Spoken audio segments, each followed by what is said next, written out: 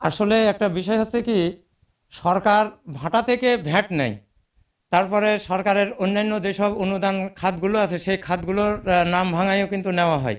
সেটা অনেক সময় ডিসির মাধ্যমে নেওয়া হয়, অনেক সময় টিউনোর মাধ্যমে নেওয়া হয়, অনেক সময় অন্যান্য প্রশাসনের হস্তক্ষেপ বা মাধ্যমে নেওয়া হয়। কিন্তু আমার সরকারের কাছে সবিনয়ে প্রশ্ন, অথবা যিনি আছেন পরিবেশ অধিদপ্তরে কর্মরত বর্তমান এই কর্মকর্তা, পরিবেশ উপদেষ্টা সৈয়দা রিজওয়ানা হাসানা, ওনার কাছে আমার সবিনয়ে প্রশ্ন যে ভাটা যদি না চলতে হয়, তাহলে না চলতে হলে তাদেরকে কি কি নীতিমালার মাধ্যমে তাদেরকে অবৈধ ঘোষণা করতে হবে সেটা ওনাকে ক্লিয়ার করতে হবে। এক। দুই নম্বর হচ্ছে, ভাটা চলবে না কেন, কেন চলবে না? উনি যে বিল্ডিংয়ে বসে ওনার যে দপ্তর, উনি যে ঢাকাতে উনি পরিবেশ অধিদপ্তর যে ব্যবহার করেন যে বিল্ডিংটা, আমার ওনার কাছে সবিনয়ে প্রশ্ন সব ভাটার মালিকের পক্ষ থেকে যে ওনার ওই অফিসটাও কি উইদাউট ব্রিক্স, মানে এই ইট বাদে ওনার অফিসটা কিনা, এটাও আমার জানা দরকার। আর একটা বিষয় হচ্ছে যে ভাটা চলবে না, তাইলে তার বিকল্প ব্যবস্থাটা কি? তাহলে বিকল্প ব্যবস্থাটা আপনারা সাংবাদিক, সাংবাদিক মানে কি একটা দেশ এবং জাতির দর্পণ বা আয়না, তা সেই হিসেবে আপনারা দেখেছেন যে সরকারের এখনো পর্যন্ত যে সরকারি টেন্ডারবাজিগুলো হচ্ছে ঠিকাদারি, সেই সম্পূর্ণ ঠিকাদারি হচ্ছে কিন্তু ইটের ওপরে এবং খোয়ার ওপরে। তাইলে ইটের ওপরে এবং খোয়ার ওপরে যদি তাদের টেন্ডারগুলো হয়, তাহলে টেন্ডারবাজিগুলো যদি সঠিকভাবে দিতে হয়, তাহলে ওনারা ইট ভাটা বন্ধ করে ইট পাবেন কোথায়? তাহলে ইট ভাটা বন্ধ করবেন, আবার টেন্ডারবাজিতে ইট আর খোয়ার কথাই লিখবেন, তাহলে ওনাদের যে সিদ্ধান্ত, ওই সিদ্ধান্তে কি আপনাদের কাছে কি মনে হয় যে এই সিদ্ধান্তটা কি ওনাদের অবশ্যই সাংঘর্ষিক না?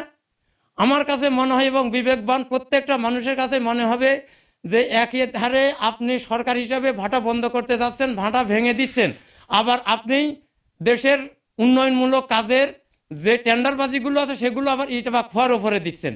তাহলে ইট বা খোয়ার ওপরে দিচ্ছেন, ভাটা বন্ধ করতে যাচ্ছেন, তাহলে আপনার সিদ্ধান্তই তো ঠিক নাই, অর্থাৎ আপনার সিদ্ধান্তই হচ্ছে সাংঘর্ষিক।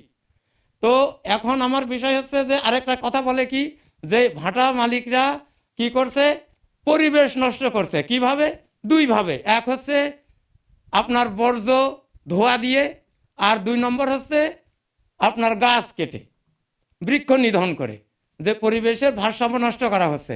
এখন আমার প্রশ্ন, বাংলাদেশে যারা প্লাইউড তৈরি করেন, যারা এমডিএফ তৈরি করেন, যারা প্লাস্টিক বোর্ড তৈরি করেন, যারা প্লাস্টিক বোর্ড একেবারেই সমস্ত একই রকম আসবাবপত্র তৈরি করেন, তারা কাঠ বাদে কী দিয়ে করেন? তারা গাছগুলো কোথায় পান? তারা কাঠ কেন নেন? তাদের কাছে কেন যাওয়া বলা হয় না? তাইলে এবার আপনারা আমাকে প্রশ্ন করবেন যে ওনারা তো আপনাদের মতো খড়ি দিয়ে পোড়াচ্ছে না, ওরা হচ্ছে আসবাবপত্র তৈরি করছে কিসের জন্য? ঘর বাড়ির জন্য। আমারও আপনাদের কাছে সবিনয়ে প্রশ্ন, যদি ইটের ঘরই না থাকে তাহলে আপনি আসবাবপত্রগুলো কি করবেন? কোথায় রাখবেন সে আসবাবপত্র?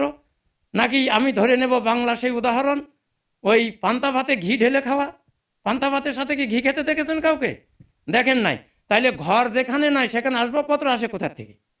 তাইলে অতএব আমার মনে হয় সরকার যদি একটু শুভ বুদ্ধির উদয় হয়, তাইলে অবশ্যই ভাটা সংশ্লিষ্ট যে সমস্ত ব্যক্তিরা আছেন, বিশেষ করে ভাটা মালিক সমিতি, তাদের সাথে সরকার বসুক, তারপরে তাদের সহায়ক এবং সরকারেরও সহায়ক হয় এমন কিছু খসড়া নীতিমালা তৈরি করুক, যেখানে ভাটা মালিকরা বাঁচবে, ভাটা বাঁচবে, ভাটার সংশ্লিষ্ট শ্রমিকরা বাঁচবে, যারা তার সাথে একেবারে ওতপ্রোতভাবে জড়িত ওনারাও থাকবেন এবং সরকারও থাকবেন।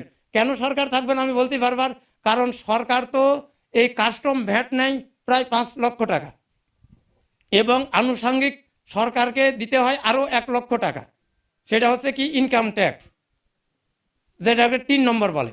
তাহলে আবার ইউনিয়ন পর্যায়ে আমরা একটা সার্টিফিকেট নিতে গেলে লাগে 10,000 টাকা।